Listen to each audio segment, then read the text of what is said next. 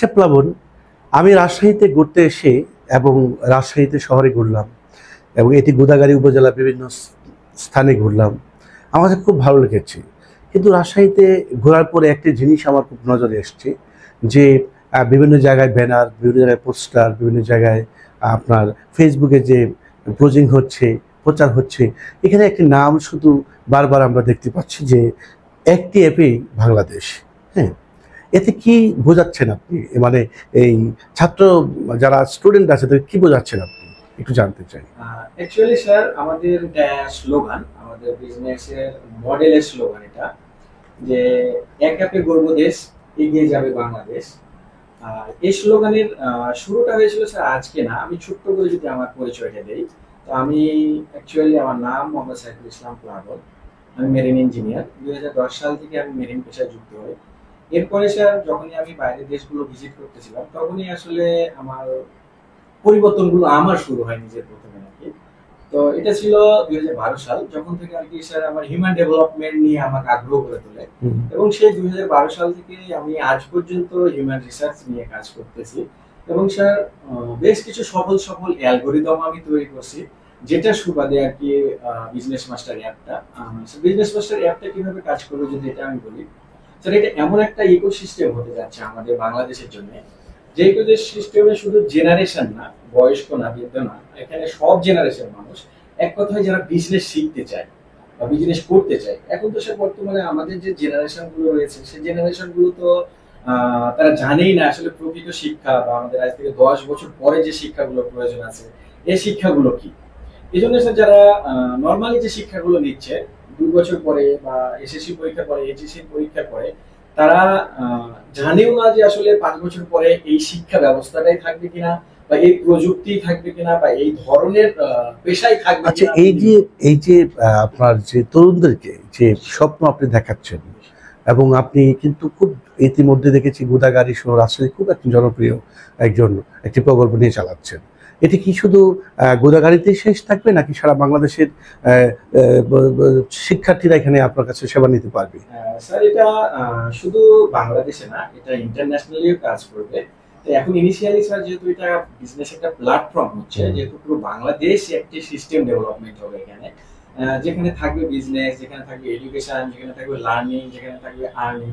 এক কথায় এমন একটা প্ল্যাটফর্ম, যে প্ল্যাটফর্মে যুক্ত হলে মানুষ না চাইলেও বিজনেসম্যান না হয়ে উঠবে, এক কথায় যদি আমরা বলতে চাই। এখানে যদি প্লাবন, আমি একটা বিষয় জানতে চাই যে একটা ছেলে বা একটা মেয়ে ইউনিভার্সিটি থেকে পড়াশোনা শেষ করার পরে বা কলেজ থেকে পড়াশোনা শেষ করে তারা এখানে কাজ শিখে কিভাবে তার জীবনটাকে আপনার গড়বে, এমন কিছু তথ্য আমাদেরকে একটু দিতে পারেন? জি স্যার, অবশ্যই। আমাদের দেশে স্যার শিক্ষার ব্যবস্থাটা যদি আমি বলি, এটা এক ধরনের গাঠনিক শিক্ষা ব্যবস্থা। যে গাঠনিক শিক্ষা ব্যবস্থা আমাদের স্যার প্রচলিত একটা লাইন আছে, যে শিক্ষাই জাতির মেরুদণ্ড। আসলে স্যার, এটা অ্যাকচুয়ালি পারফেক্ট একটা লাইন, যেটা শুধু মেরুদণ্ড, এটা কিন্তু হাত নেই, পা নেই, চোখ নেই, কান নেই। আর এই হাত পা গুলো বা চোখ গুলো স্যার যুক্ত হয় রিসার্চ থেকে। আর আমাদের দেশে রিসার্চটা নাই বিধায় আমাদের এডুকেশন সিস্টেমটা একটু দুর্বল হয়ে গেছে, বা প্রযুক্তিগত দিক দিয়ে আমরা পিছিয়ে গেছি, কারণ প্রযুক্তি রিসার্চ নেই। আর আমাদের স্যার, আপনার প্রশ্নে যদি আমি উত্তরে আসি, যে বিজনেস মাস্টার অ্যাপ কিভাবে তাদেরকে হেল্প করবে, বা তাদেরকে কিভাবে এখানে কিভাবে স্বপ্ন করা যায় তাদের স্বপ্নগুলো। স্যার, এখানে স্বপ্নগুলো গড়ার পিছনে আমাদের ফার্স্ট যে ইনিশিয়াল গাইডলাইন গুলো আছে স্যার, যেটা হিউম্যান ডেভেলপমেন্টের উপর বেসড, সেটা আমাদের আরেকটা প্রতিষ্ঠান, সেটা হচ্ছে হিউম্যান এক্স একাডেমি, যেখানে স্যার প্রতিটি ইয়াং জেনারেশন, এখানে আমাকে ছোট্ট করে একটু অ্যাড করতে হবে স্যার। আমরা যখন প্রথম 2019 সালের এটা একাডেমিক লেভেলে গেছিলাম, তখন আমি মোটামুটি 100 বা 120 প্লাস ছেলের উপর একটা রিসার্চ চালাই, এবং সেই রিসার্চের পিছনে আমরা প্রতিটা এজ ধরেছিলাম। আচ্ছা, যে এজটা প্রকৃতপক্ষে যে আসলে আমাদের দেশের ডেভেলপমেন্টের জন্য বা ফিউচার জেনারেশনের জন্য কোন এজটা বেটার, বা কোন মানুষটার ব্রেন দ্রুত পরিবর্তন হচ্ছে। তো স্যার, আপনি অবাক হবেন জানলে, এটা আমরা লাস্ট 25 সালের জানুয়ারি পর্যন্ত যেটা পাইছি, সেটা মোটামুটি 19 থেকে 21 বছর বয়সে শুধুমাত্র মানুষের ব্রেন গুলো পরিবর্তন হয়েছে। এবং ডেভেলপমেন্টের যত ইস্যুগুলো রয়েছে, হিউম্যান ডেভেলপমেন্ট স্যার, আমি যদি সহজ ভাষায় বলি, এটা আমার ছোট্ট একটা লাইন, ওই হিউম্যান অ্যালগরিদম। এখানে যে আমি প্লাবন যোগ করতে চাই, এই বাচ্চাগুলি যারা শিক্ষার্থীরা তারা পড়াশোনা করে কিন্তু একদম ঘরে বসে পড়ে। তো এখানে আপনার এখান থেকে কিভাবে খুব তাড়াতাড়ি তাদের একটি পরিবর্তনের একটি রাস্তা করে সহজে বেরিয়ে আসতে পারবে আপনার কাছে? জি স্যার, এটাই আমি বলতেছিলাম হিউম্যানিক্স নিয়ে। তো স্যার হিউম্যানিক্স হচ্ছে একটা শব্দ। স্যার প্রথমে আমরা যখন 2010 সালে প্রযুক্তি আসছিল তখন আমরা সাধারণ মানুষ ছিলাম। এরপরে আমরা হিউম্যান হয়েছি প্রযুক্তিগতভাবে। এরপরে আসতেছে স্যার আল্ট্রা ভায়োলেট, যেটা একটা ওয়ার্ড যেখানে আপনাকে প্রযুক্তি জানা জরুরি হয়ে গেছে।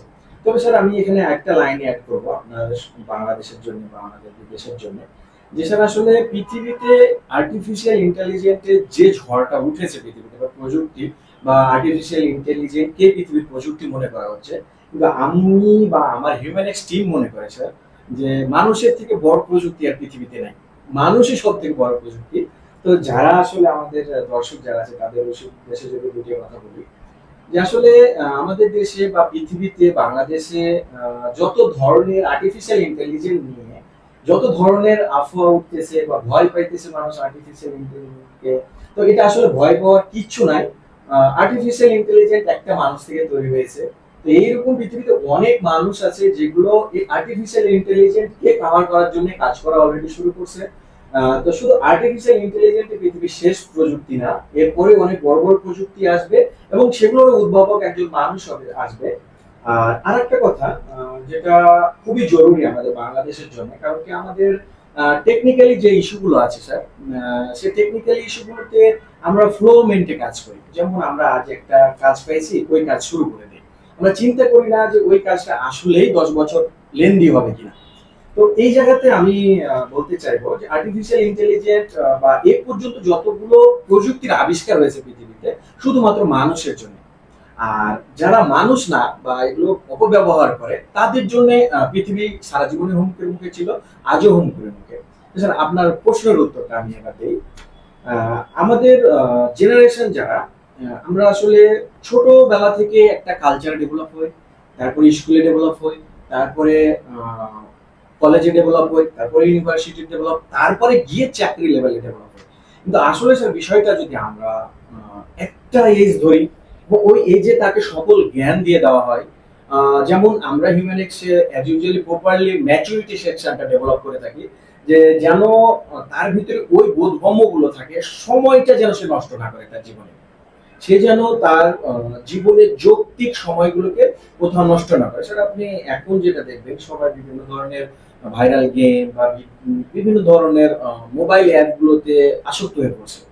আসলে স্যার তারা এক কথায় যদি আমি বলি স্যার ভাষা বা ভাষা জ্ঞান সম্পর্কে অবগত না। আচ্ছা প্লাবন, আপনি যে বিষয়টাকে মানে বারবারই আমি বোঝানোর, যারা শিক্ষার্থী আছো বা যারা আছেন, আপনার কাছে একটি বিষয় আমি বোঝানোর চেষ্টা করব। আমার সাথে যেহেতু প্লাবন আছেন এবং অত্যন্ত দক্ষ একজন বিচক্ষণ একজন মানুষ, আপনার কাছে প্লাবন জানবো আমি, এই যে সময়ে 14-15 থেকে এবং 30-এর মধ্যে যারা আছে, মানে যুবক যারা রয়েছে এবং 10% যারা শিক্ষার্থী নারীরা রয়েছে, মেয়েরা রয়েছে, তারা কিন্তু অনেক সময় মাদকে ঝুঁকে পড়ছে এবং তারা পড়াশোনা শেষ করে একটা মানসিক একটা চিন্তা চেতনা তাদের চলে আসে, একটা মানসিক রোগ চলে আসে তাদের মধ্যে। কি করবে তারা, পড়াশোনা কেমনে শেষ করেছে, এখন কি করবে, তাদের সংসার জীবনে কি হবে, চাকরি হবে কিনা, এই যে একটা মানসিকভাবে তারা যে একটা টেনশন করে, এটি বিভিন্ন রোগ একটা অসুস্থ হয়ে যায় তারা। এখান থেকে সহজে আপনার এখানে কিভাবে এদেরকে পরিবর্তনে আনা যায়, আপনার এই গোদাগাড়িতে, আপনার এই প্রজেক্টে, এটি একটু জানতে চাই। স্যার অসংখ্য ধন্যবাদ আমাকে বারবার ধরে দেওয়ার জন্য। স্যার এটা হচ্ছে অটোমেটিক একটা গ্রাফ, রেডিমেড একটা প্রোগ্রাম, যে প্রোগ্রামে আপনাকে ডেভেলপ করা হবে একজন সুপার হিউম্যান হিসেবে। যখন আপনাকে সুপার হিউম্যান হিসেবে ডেভেলপ করা হবে তখন আপনাকে প্র্যাকটিক্যালি কিছু কাজও দেওয়া হবে, ওই কাজগুলোকে আপনি কতটুকু সাকসেস রেট নিয়ে আসতে পারতেছেন। যেমন আমাদের দেশে স্যার এডুকেশন আছে কিন্তু প্র্যাকটিক্যালি প্রয়োগের কোনো ক্ষেত্র নাই।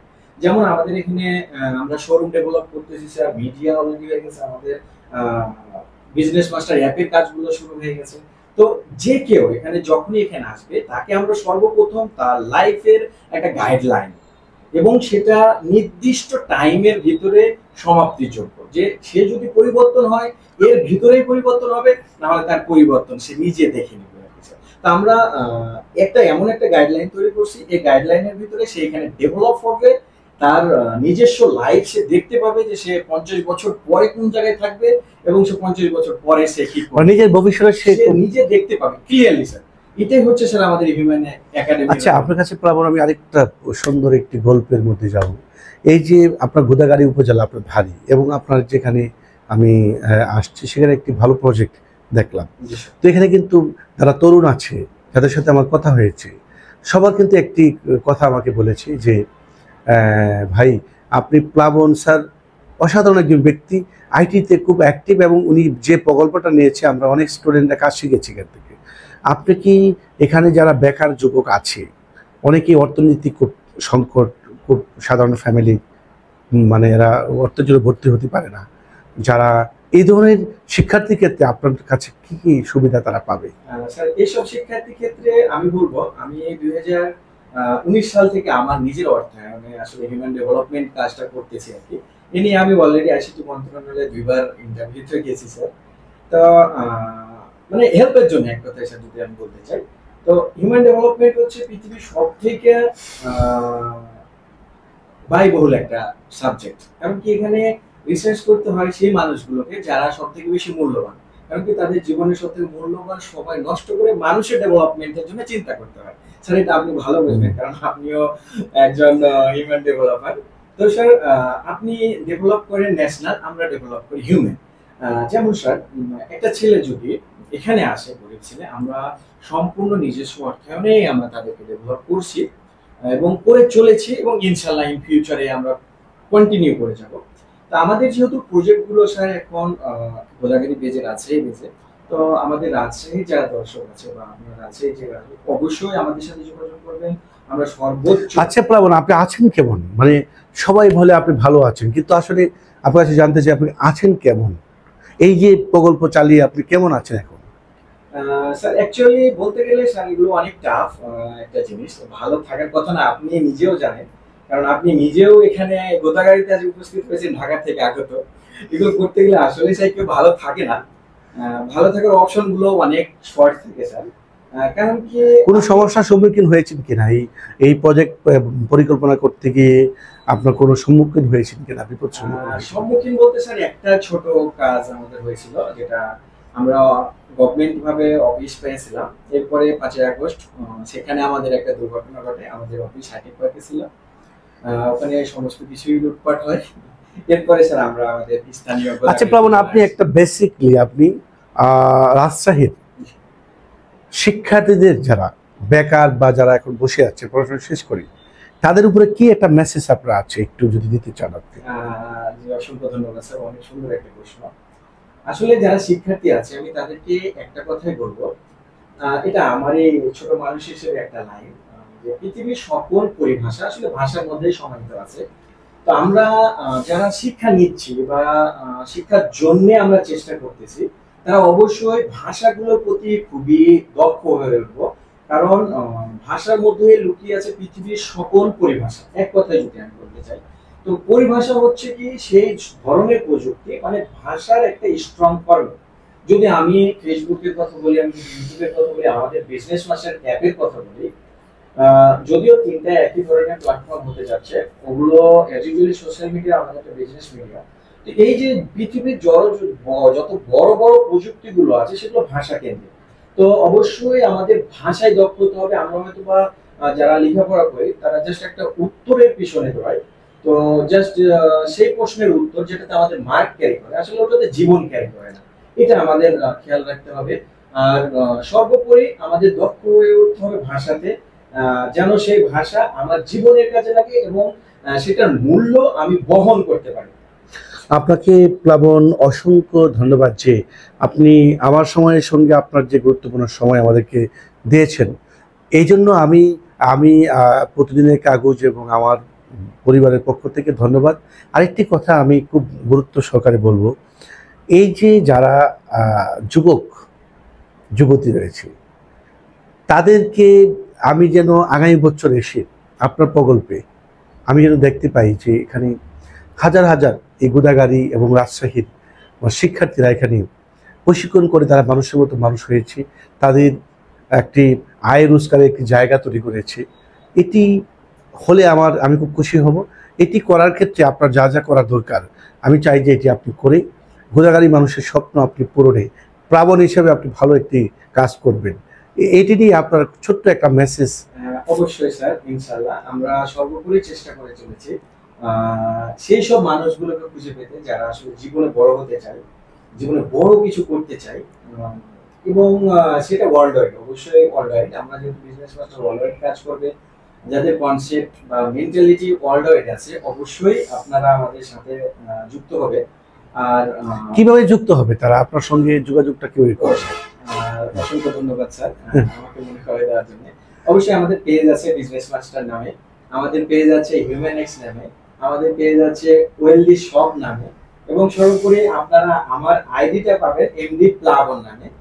অবশ্যই রাজশাহী লিখবেন পাশে, তাহলে অবশ্যই আমাকে দ্রুত খুঁজে পেয়ে যাবেন।